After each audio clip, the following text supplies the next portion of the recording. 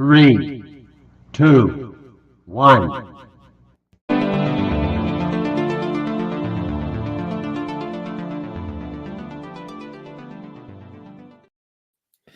Hello and welcome to week 7 of the NFL season. Very excited to be here as we preview another NFL week. This is the finale of the London games coming up today. We also have a Monday night doubleheader this week. Only 2 teams on a bye. That would be the Bears and the Cowboys. So hopefully you're planning accordingly with your fantasy lineups. But before we dive into all of that, it is time to look at some news and notes.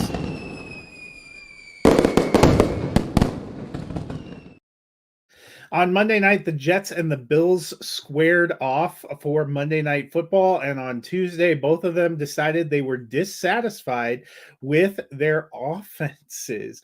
The Jets, who lost the game 23-20, went ahead and made a trade for Davante Adams, adding a wide receiver who is not only a great wide receiver, but somebody that Aaron Rodgers is very familiar with to their offense, kind of continuing a lot of changes. They had let go of Robert Saleh last week. They changed offensive play callers.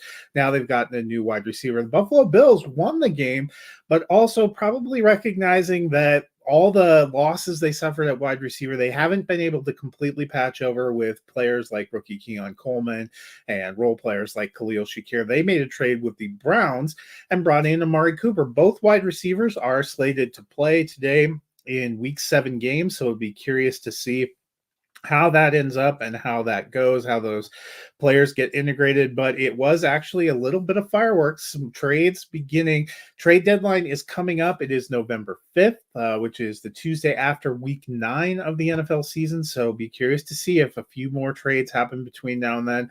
A lot of rumors about DeAndre Hopkins possibly being on the move, some other different options. The Jets also got a piece of good news just this morning. They settled their holdout with Hassan Reddick. It looks like he will be playing for the Jets for the rest of this season. A little bit of a prorated contract. Still no long-term deal. Still don't know if that trade's going to end up working out for them, but they will get, maybe half a season. Hard to say if he would be available in week 8. For sure, probably in week 9. So we shall see how that goes. Now let's talk a little bit about Thursday Night Football.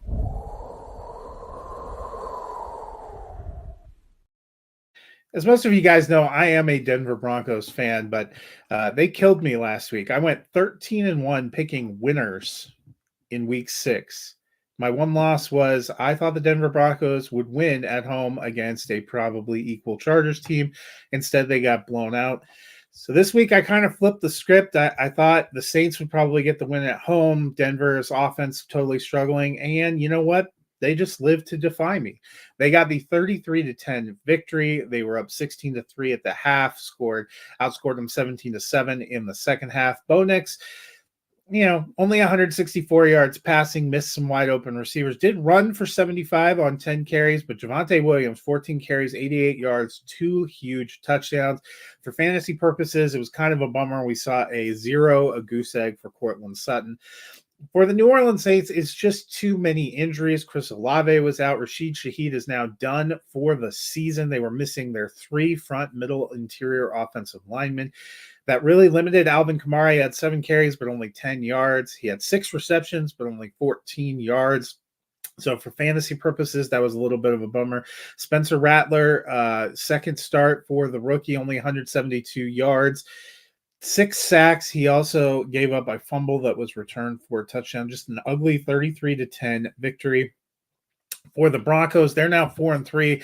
They come home in week 8 and will face the Carolina Panthers. Good chance that they're 2 games above 500 when they hit a really tough stretch in the schedule. The Saints, meanwhile, they were 2-0 at one point. They are now 2-5. They have lost 5 straight. No guarantees that Derek Carr will be available in week 8. They think at least by week 9, but could be another kind of long week for this New Orleans Saints team. So we will see how they go. And you will see how that has already started impacting my picks for this week. The Broncos, for me, are not the gift that keeps on giving when it comes to making picks. Well, that's Thursday night and some of the news and notes that we've had already a busy week. Let's talk about the games we're about to see. I love talking games of the week. And as I mentioned, we have the third and final London game. And boy, did we send a good one. The 1-5 New England Patriots at the 1-5 Jacksonville Jaguars. Jaguars were there last week. They just stayed in London. They lost to the Chicago Bears huge last week. They were the road team. They are the technical home team this week.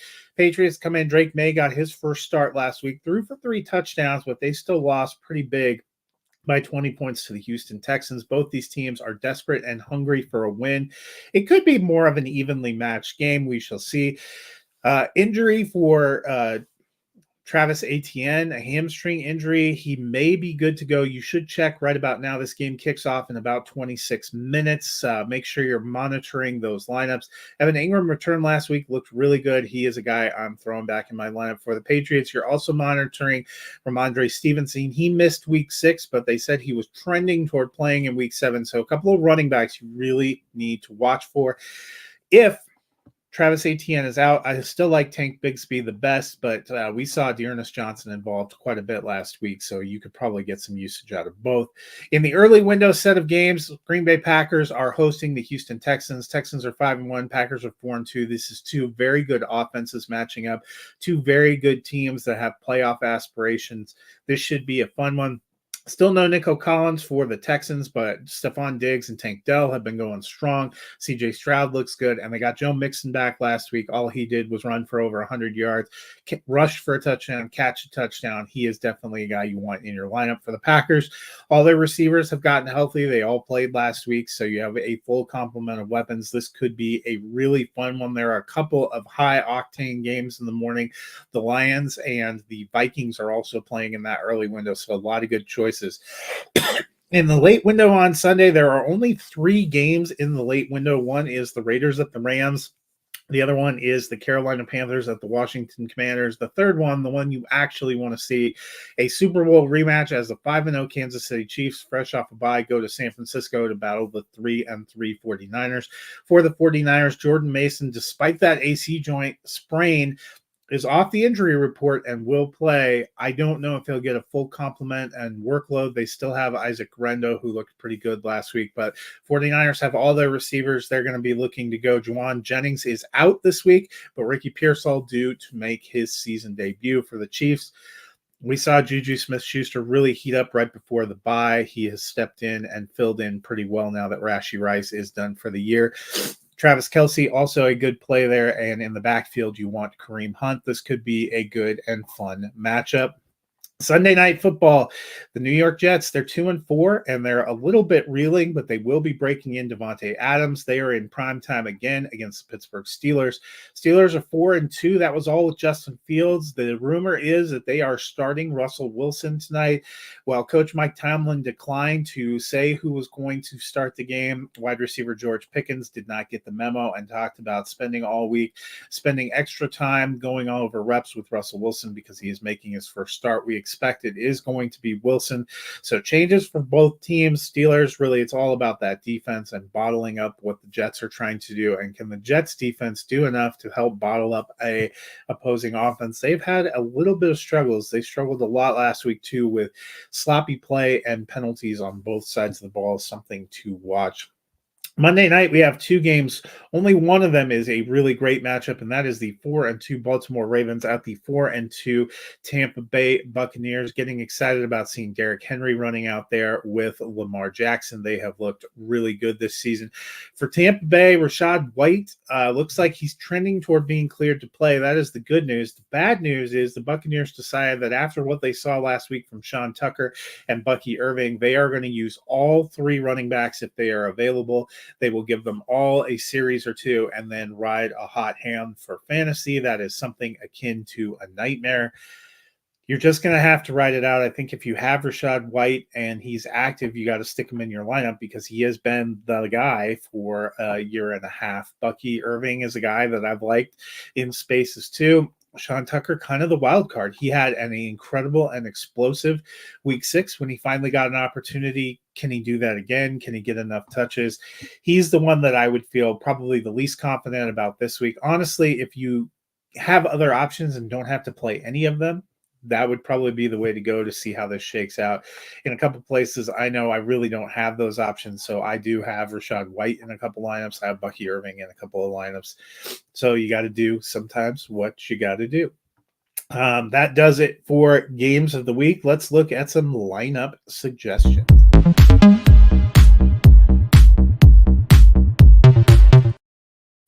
As I mentioned, for week 7, we only have 2 teams on the bye, so that should be some of the good news. Let's review what we did in week 6. My starts, I had Dak Prescott at quarterback, Chuba Hubbard at running back, Drake London at receiver, and Tucker Kraft at tight end. Prescott did not look good. Kraft got targets, but did not convert a lot, so I went 2 and 2 there. My sits, Drake May, Jerome Ford, George Pickens, and Juwan Johnson. Drake May did do well enough to finish top 12 quarterbacks because of the yardage and touchdowns, even though they lost a lot and he got hit a lot.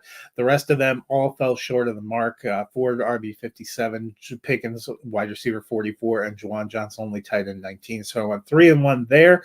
Overall, went 5 and 3. Could be better, could be worse. So let's look at this week's suggestions. I make 1 start, 1 sit suggestion at each of the 4 fantasy positions. And today my start is Lamar Jackson. I know you're probably hitting yourself in the head and saying, duh.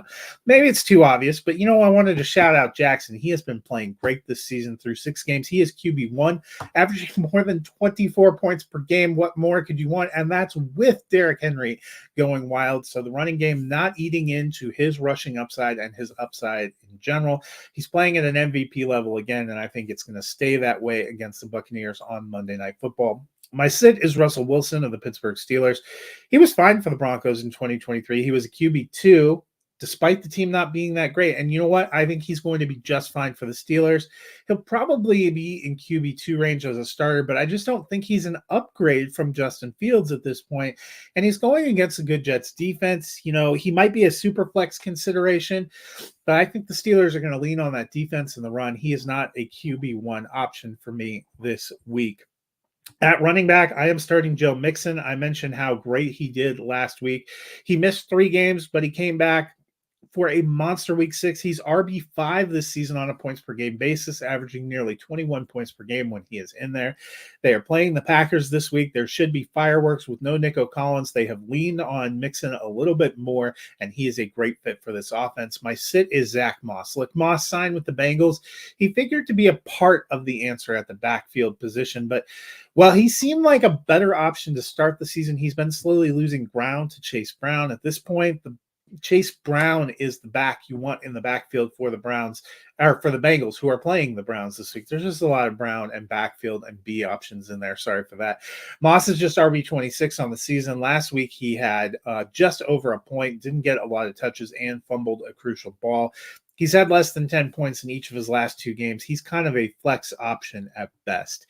At wide receiver, you know what? Sometimes you got to zig when the other guys zag. And I am going with Garrett Wilson. I know all the hype is about Devontae Adams, who is the shiny new toy in New York, but let's emphasize the word new.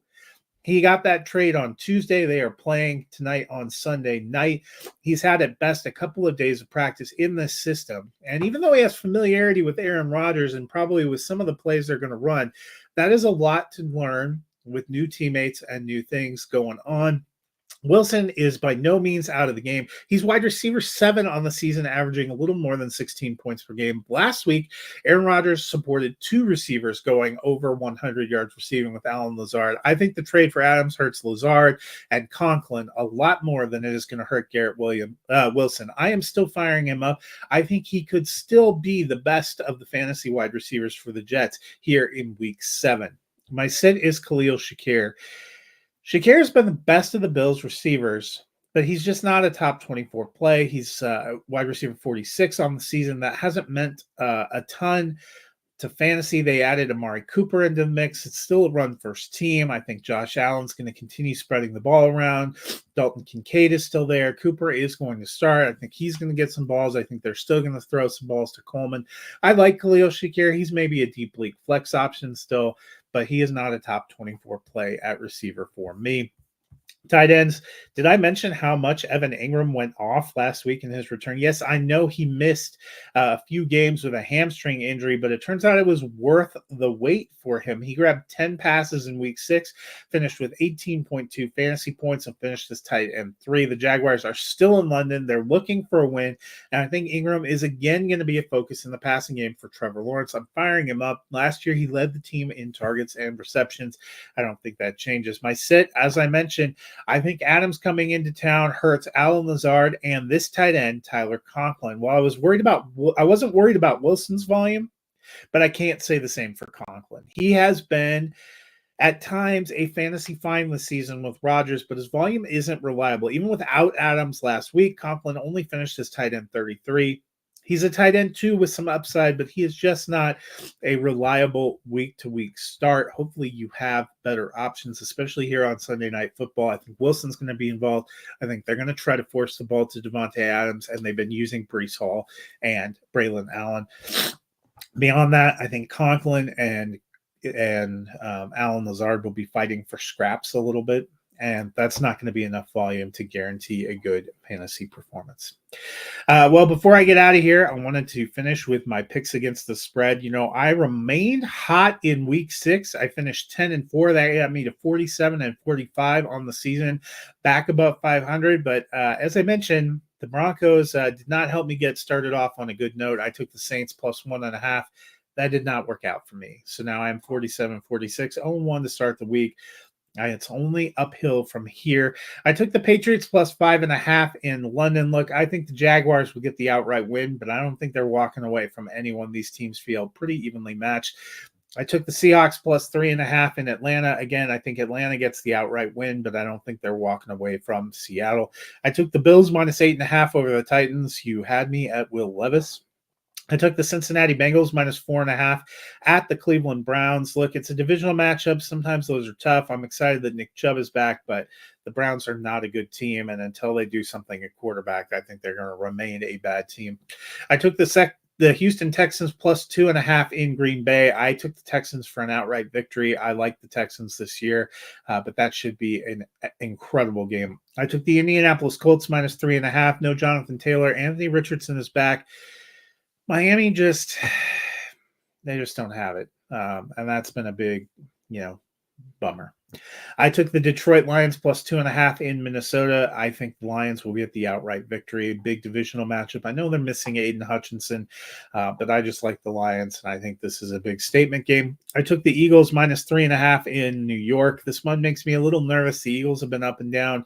The Giants have been decent at times. Malik Neighbors coming back in this one, but I think the Philadelphia Eagles get it done. I took the Rams minus 5.5 at home against the Raiders. Cooper Kupp's supposed to be back this week. The Raiders kind of bereft of options. Looks like Jacoby Myers is going to be out again. So it's Trey Tucker, DJ Turner, and Brock Bowers with Aiden O'Connell back there, and not much of a running game. That does not impress me that much. I took the Washington Commanders minus 7.5 over the Carolina Panthers. The Commanders are rolling. The Panthers just don't look that great. I took the 49ers minus 1.5 at home over the Chiefs. So if you're following along, this means I think both undefeated teams come off of a bye and lose. Maybe it's a dicey position to take. But I like the 49ers in this matchup. I think they have a lot more pressure and fuel to win. The Chiefs have been good, but they've been playing games close. It's kind of a toss-up, I guess. It seems like 62% of the folks on ESPN pick the Chiefs, but I'm fine being in the minority. I think they get the win here. This is almost a dead even matchup in terms of percentages, and it's dead even in the spread. I took the Steelers plus 0.5 at home. I think they will get the win over the Jets. The Jets don't impress me much. Monday Night Football, I took the Baltimore Ravens minus 3.5 at Tampa Bay. I think that could be a good and competitive game, but I'm on the Ravens. The second of the Monday night games, not as impressive, but I took the Chargers minus 2.5 going into Arizona. I saw what they did to Denver last week. I don't think the Cardinals are yet a good enough team to really put together wins when they should, even at home. We've seen them struggle. I think that's going to be probably a really low scoring game. I was on the fence about whether 2.5 points was too much. I think maybe like a 20-17 kind of game, but I am taking the Chargers to get the victory, and that is my picks against the spread. We are now just about 12 minutes away from the first football game of the day, last of the London games. We have one more international game in November, which is the Germany game. We will talk about that when that comes up. But hope you guys have a wonderful week. Enjoy the 4 flights of games today and the Monday night doubleheader. Good luck in week